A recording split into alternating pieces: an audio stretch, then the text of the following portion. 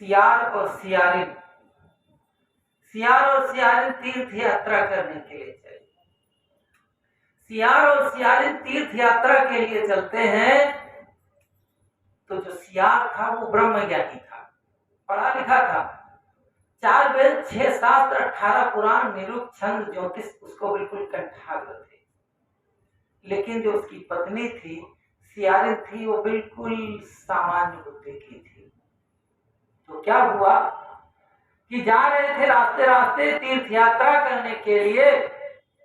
जब तीर्थ यात्रा पे जा रहे थे तो क्या देखती है सियारिन कि रास्ते में एक मोटा तगड़ा आदमी, सेठ आदमी मरा पड़ा है। तो सियारिन ने देखा तो उसके मुख में क्या हुआ, उसको भूख लगी थी और भूख लगी हुई थी, तीर्थ यात्रा करते करते थक चुकी थी। थका तो सियार भी था और भूख जोर से लगी थी तो मुख में लार आ गई। कहा स्वामी जी, स्वामी भूख बहुत जोर से लगी हुई है और सामने भोजन हो और भूख भी लगी हो, तो अगर किसी ने कह दिया हो, सियार ने कहा कि ठहरो, भोजन ऐसे नहीं करना। तो ऐसा ही अगर हमारे साथ घटित हो जाए, सामने भोजन हो, कोई रोके कि भोजन करना नहीं, तो मन में क्या होगा, दुख होगा ना। तो क्या हुआ कि सियार ने कहा कि रुको। कहा नहीं स्वामी, बहुत जोर से भूख लगी है। कहा नहीं, ऐसा है कि हम तीर्थ यात्रा करने पे जा रहे हैं, हर कार्य को बड़ी विवेक से और बड़ी समझ के साथ, बड़ी सूझबूझ के साथ करना है। तो कहा बताओ, आप ही बताओ। कहा कि ऐसा है, मैं विचार करके देखता हूँ, विवेक से देखता हूँ। तो उसने विचार किया कि हे देवी, ये भोजन करने योग्य नहीं है, सेंट खाने योग्य नहीं है। कहा नहीं, भूख लगी है, इसके हाथ खा लेती हूँ, हाथ ही खा लेती हूँ, ना कुछ खाऊं तो हाथ से ही काम चला लूं। तो उसने कहा कि नहीं, हस्तो दान विवर्जितो। उसने कहा कि नहीं नहीं, इसके हाथ खाने योग्य नहीं है। कहा क्यों? क्योंकि इसने अपने जीवन में कभी दान नहीं किया, कभी सेवा नहीं किया, कभी पुण्य का काम नहीं किया, इसलिए इसके हाथ क्या है, हाथ खाने योग्य नहीं है। हस्तो दान विवर्जितो। उसने कहा नहीं, हाथ खाने योग्य नहीं है। जब आदमी हाथों से सेवा, एक हाथ किस लिए मिले? आदमी शर्माता है, किस लिए? या तो अभिमान के कारण कि हम ज्ञानी हैं, विद्वान हैं, हम मास्टर हैं, डॉक्टर हैं, अरे इन लोगों की सेवा करेंगे, पता नहीं ये कहाँ के कैसे हैं। हाथों से सेवा नहीं करना चाहता, दान नहीं करना चाहता है, पता नहीं कहाँ छूट जाए। अरे जो कुछ छूट जाए वही तो हमारे भाग्य में, हमारे संस्कार में लिखा जाएगा।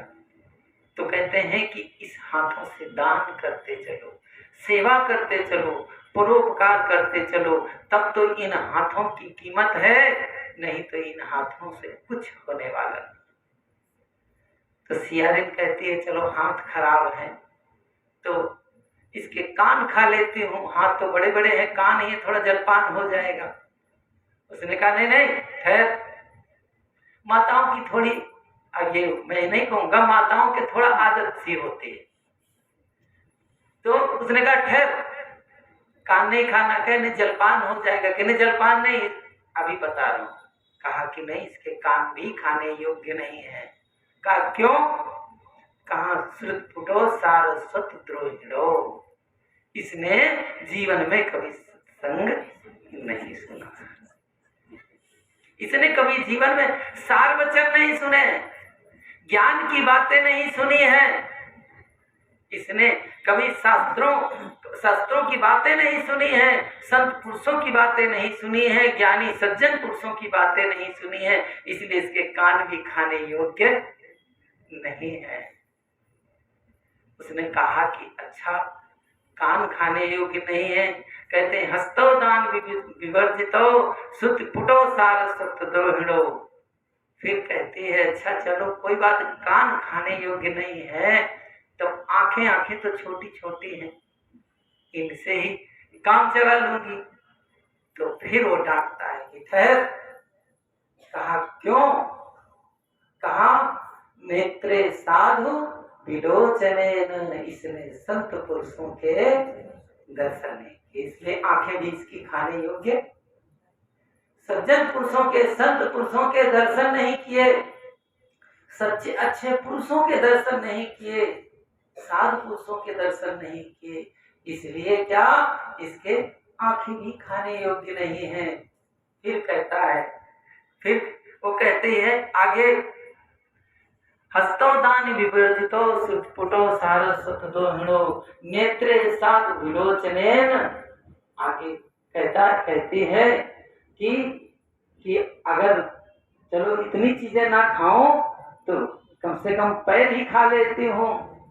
तो कहता है नहीं नहीं, इसके पैर भी खाने योग्य नहीं है। क्यों? क्योंकि इसने क्या जीवन में क्या किया? रहिते पदों तीर्थम गतो, इसने जीवन में कभी तीर्थ यात्रा नहीं किया। अब तीर्थ की थोड़ी सी मैं व्याख्या करूंगा। तीर्थ किसे कहें? गोस्वामी जी ने रामचरितमानस हर सबको पता है, उन्होंने बहुत सरल सहज भाषा में कहा कि मुझ मंगल में संत समाजो जो जग जंगम तीरथ राजू।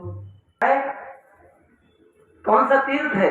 जहाँ संतों का सत्संग होता हो, जहाँ संतों का समागम होता हो, तो वही असली तीर्थ है। जैसे इलाहाबाद त्रिवेणी में स्नान करते हैं ना, यहाँ पर अज्ञान भक्ति वैराग्य की धारा बह रही है, यहाँ पर इसी को ही असली तीर्थ कहा गया। तीर्थ में हम कभी नहीं गए तो फिर हमारा जीवन क्या होगा? बेकार है।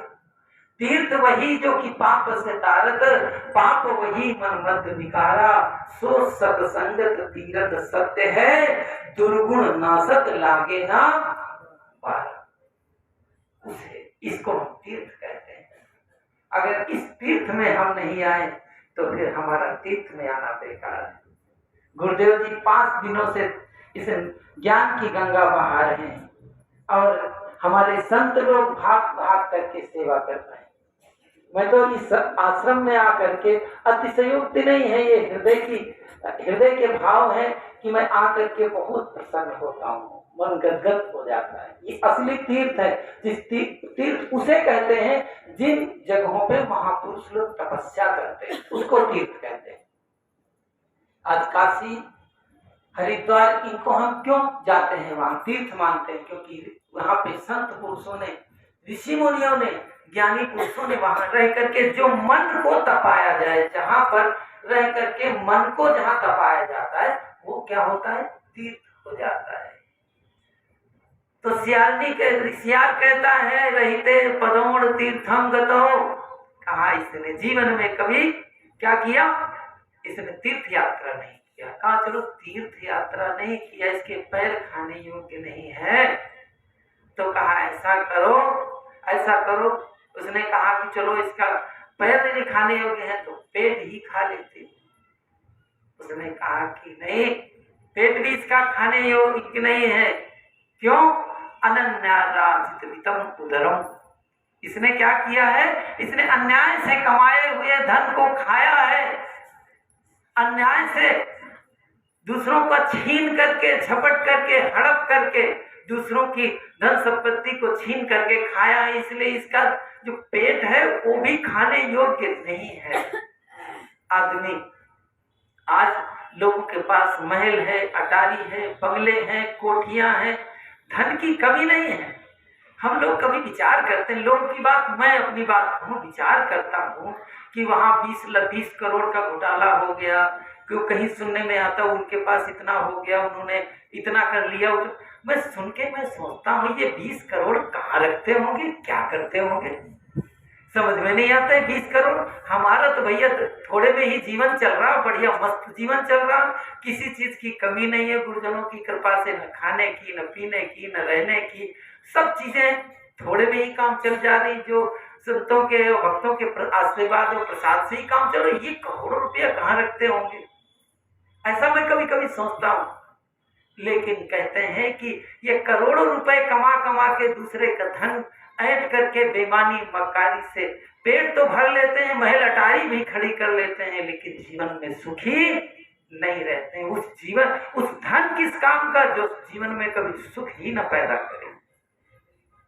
वो किस लिए धन? ये नहीं कहते हैं कि धन के बिना जीवन नहीं चलता। हम ट्रेन में जाएंगे तो टीटी ऐसे घुसने नहीं देगा, कह दे बाबा जी टिकट दिखाओ पहले, या तो उतार देगा या तो सीधे फर्रुखाबाद जेल में बैठाएगा, कहेगा नहीं नहीं टिकट नहीं है। धन की तो जरूरत है भाई, धन के बिना जीवन नहीं चलेगा। लेकिन धन के पीछे लोग इतना पागल, इतना पागल, इतना पागल है धन कमाने के लिए। धन के साथ धर्म की आवश्यकता है, और जो व्यक्ति धार्मिक नहीं हो पाया तो जीवन में कुछ नहीं कर पाया। बंधुओं, मैं थोड़ी सी बात धार्मिक होने की बात कहूंगा कि कई लोग धार्मिकता की बातें कहते हैं कि धर्म, तो धर्म और धार्मिक ये दो बातें हैं। लोग जो धर्म कहते हैं, धर्म किसे कहें, थोड़ी सी बात आ गई है तो मैं चर्चा करता हूं इसके ऊपर। धर्म उसे कहते हैं, धर्म जीवन जीने की कला सिखाता है। धर्म जिसके जीवन में है उसके जीवन में शांति है, सुख है, चैन है, अमन है, सब कुछ है जीवन में। और जिसके जीवन में खिंचाव है, लड़ाई है, झगड़ा है, दंगा है, फसाद है, तो वो धार्मिक कहाँ हुआ? आज धर्म के नाम पर लोग चोटी बढ़ा करके, पंडे लोग, इस समय मेला चल रहा है, फरवरी चल रही, फरवरी महीना है, देखो माघ मेला लगा हुआ, दुकान खोले हुए हैं, हमारे पास चले आओ, हमारे पास चले आओ, इतना दान करो, उतना दान करो, दुकानें खोले हुए, इतना बेवकूफ बनाने का धंधा बना रखे हैं और उसका नाम रख दिया धर्म। पाखंड और भ्रम, अंधविश्वास को धर्म का चोंगा पहना करके लोग बेवकूफ लोगों को, जो अज्ञानी है, अनजान है, उनको धोखा दिया जा रहा, उसका नाम धर्म रख दिया। ये बंधुओं धर्म नहीं है।